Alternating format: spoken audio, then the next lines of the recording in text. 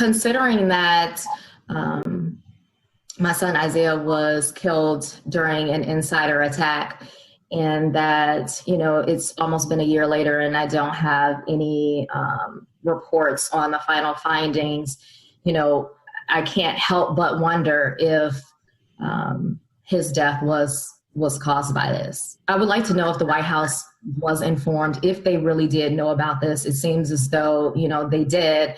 And, why wasn't anything done or precautions taken?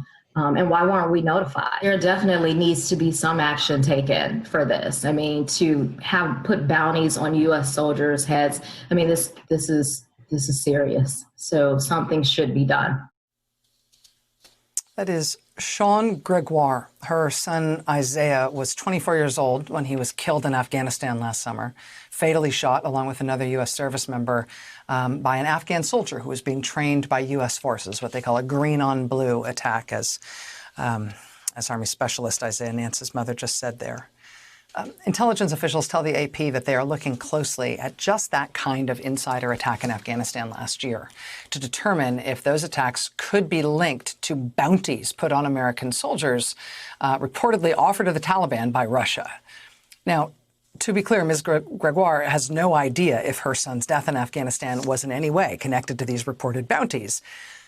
But that's just it. She has no idea, and neither do the other families of other Americans killed in Afghanistan over the past year. The AP was first to report that among the deadly events American intelligence officials are specifically investigating as possibly related to these Russian bounties for American bodies is a car bomb attack on an American convoy that killed 3 U.S. Marines in April 2019 near Bagram Air Base. The mother of one of the Marines who died in that attack, 25-year-old Corporal Robert Hendricks, told CNBC today that she, quote, just happened to randomly see the news about the apparent Russian payments. She said, quote, I was pretty upset. Corporal Hendricks' father tells NBC News tonight, quote, it would break my heart if this was known and 1 ounce of blood was spilled and the government did not let these soldiers know there was an extra threat in an already horrific arena. It would be horrible. Quote, why hasn't anybody called me or my ex-wife to settle us? Isn't it enough, the hell we're going through, that no one has to come forward with anything at all? It's really horrible. 20 American service members were killed in combat-related operations last year in Afghanistan. 4 more were killed earlier this year. And you can hear what their families are going through right now with this news, right?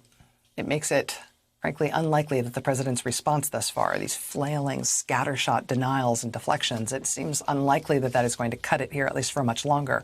I mean, just in the last 24 hours, as the administration has ushered various members of Congress, Republicans first, up to the White House to tell them everything's fine with this, just in the last 24 hours, there's been so much new damning reporting on this stuff. The New York Times reporting that intelligence on the Russian bounties was included in the president's daily brief all the way back in February. You want to be specific? February 27th.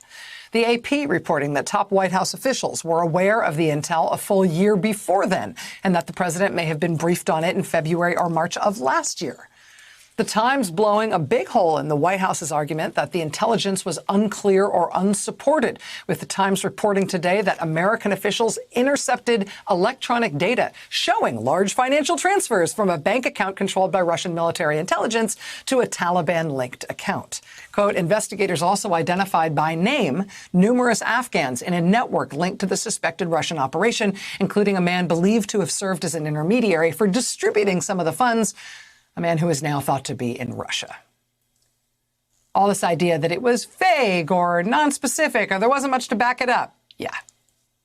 And maybe the president wasn't told about it, or maybe the White House didn't really hear about it, or maybe it was slipped my mind. What are we supposed to do with this almost literally unimaginable situation?